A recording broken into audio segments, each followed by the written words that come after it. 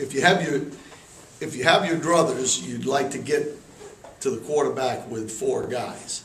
You know, if you've got 4 guys that can do it, obviously that gives you an opportunity to do a number of things coverage-wise. So from our standpoint, we look at it, we're going to get to the passer. I mean, we're not going to let him sit back there and all day on us, because obviously that wouldn't be to our advantage. So if we'll bring as many people as we have to bring to get to the quarterback with any consistency. And, you know, if that means bringing extra guys, it means bringing extra guys. But if I have my choice, if we can find 4 pass rushers that can get to the quarterback, that's your best bet. Is the Big 12 a big blitz league when you look around at other teams? I think the ability for the teams to run the ball in situations that require discipline in the lanes for the reads, the zone reads, and some of the option plays, I think that limits it in some ways. You really have to, you know, make sure that you've got everything covered when you bring extra guys. Coach, when it comes to the junior college guys, I guess what's kind of fair as far as the length of time for them to kind of turn the corner, really start to kind of, I guess, get it? Yeah, you know, of course, it's been a while since I, you know, was involved in it. You know, when I was in college football the first time around, in a couple of the places I was at, you know, we used a lot of junior college players. And the one thing that I've always felt is that it's a process that takes, you know, a little time. It's not overnight. You just don't walk in. They've had a number of different coaches, and all of a sudden now they've got another set of coaches, another set of terminology, all those kind of things. So each individual is a little bit different, but you know, I think it takes, you know, a while to get going, and I don't know what that number is. I know the guys that we've got in here right now have helped our football team from an athletic standpoint, and you know, again, time is going to tell how long it takes us to get them fully ready to go. I know it's only been a couple of days, but how is Tobias picking up the defense? Good. You know, Jordan is a talented young man. You know, he's got some fast twitch to him. You know, he's a physical guy. He's a little overweight right now. He needs to, you know, a little bit of, that's part of the same question that was just asked. You know, it takes a while for those guys to get with the program from the standpoint of what you expect from them, from a weight standpoint and all those things, and stamina and all those things. And you know, this league is a stamina league.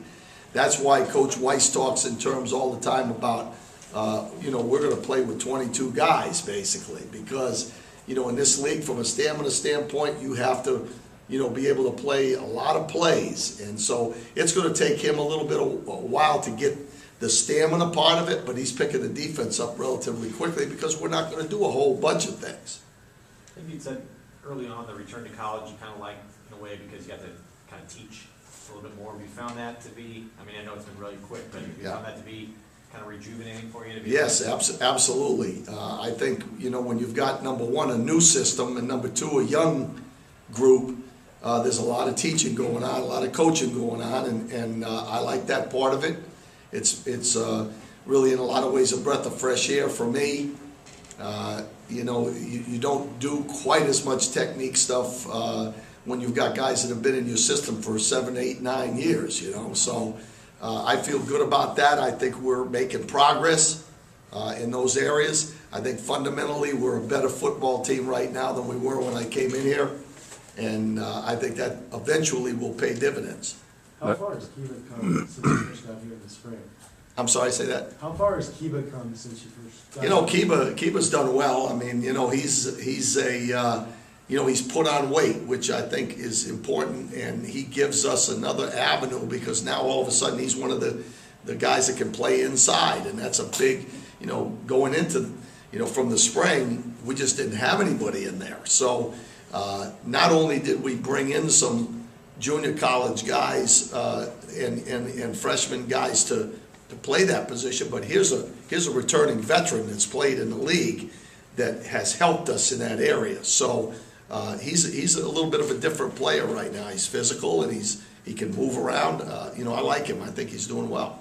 Last time we talked to you, you talked about, wanting to get guys above that line, seeing how many guys you can get above that line. I mean, is there any guys specifically you can talk about right now that have crossed that line yet, or are you still evaluating? Now, we're still evaluating, and we're just trying to get as many guys as we can on the bus. That's the key. You got to get them on the bus. And right now, we feel better about where we were, and I see an awful lot of improvement in a lot of guys. But there are some guys, we have and again, I'm going to stay away from the edge guys as much as possible, but we've had some guys that actually we've started our show team stuff where we're working scout teams on different aspects that we're going to face during the season. And there have been some guys really start to show up on the show team against our first offense. So you're always going to have, that's a fluid thing. We're trying to get guys to get into the top 22, and that may change with the bottom group of that 22. Coach, I know you're not into singling guys out necessarily, but are there some battles that you can point to that either are heated right now, or maybe battles that you're looking to get settled sooner than later? Well, I think the battles are coming more on the second group. Okay. I feel pretty good about a lot of our first line guys. You look at some of the freshman DBs. You got two freshman DBs and a JC defensive back, and those guys are battling for spots. Where am I? Am I third? Am I fourth? But with the front line corners, I don't think that they've kind of established themselves. So I think there's a lot of battles going on, but specifically it's amongst little groups. Yesterday, Coach White said that during practice, you guys were the defense was gonna blitz on every offensive play. Were you happy with your pressure you were able to get yesterday? Yeah, well, I think he was talking a little bit more on the scout team end of it. In other words, to get them ready for the blitz. We're not going to blitz on every down. Now, we have some blitz periods where we bring some stuff, but those are usually offensive oriented because they know you're blitzing in a blitz period. But when it's when you're sticking them in here and there, I've been pleased with some of the guys rushing the passer. I think we'll be able to do it some.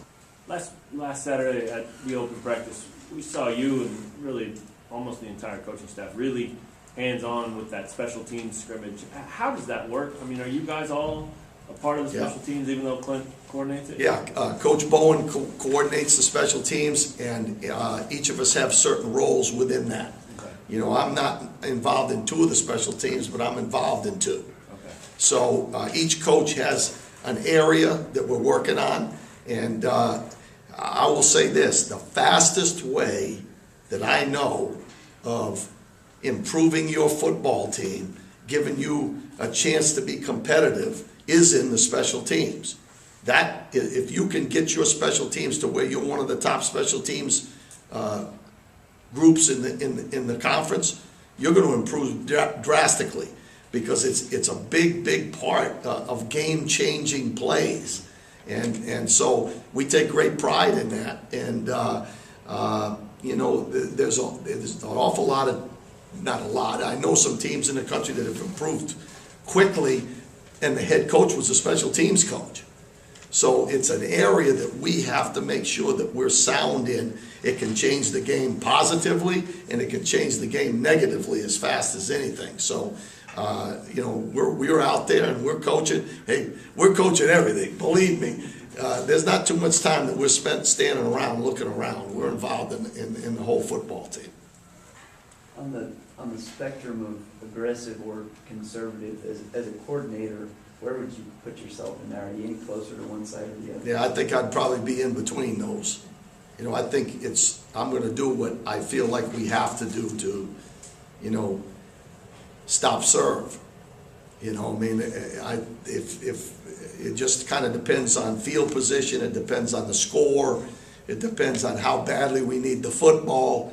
There's a lot of things involved, when you make those kind of decisions. I would say that I think you can probably get a feel for me when I say if I can line up with four guys and rush the passer, I would prefer to do that. But I think you have to do what you have to do to put pressure on the offense and make them execute. And sometimes if you just sit in one thing, the offense can execute pretty well because they know what you're doing. So we've got to be multiple in being able to do those kind of things. Have you been encouraged by what you've seen from the front four in terms of their ability to react? Yeah, I'm encouraged because I think we've got some guys that have a little bit of talent that need to, keep learning and getting a little bit better. And that's one of the things we talked about today. Even when you blitz, what you're really trying to do is to create some situations where your guys are one-on-one with the offense. Very seldom do you see scot-free guys. Most of the time, you're eliminating the double teams and doing those kind of things to get people one-on-one. Well, we've got to start winning more one-on-ones. That's something that we have to, continually talk about and continually work at.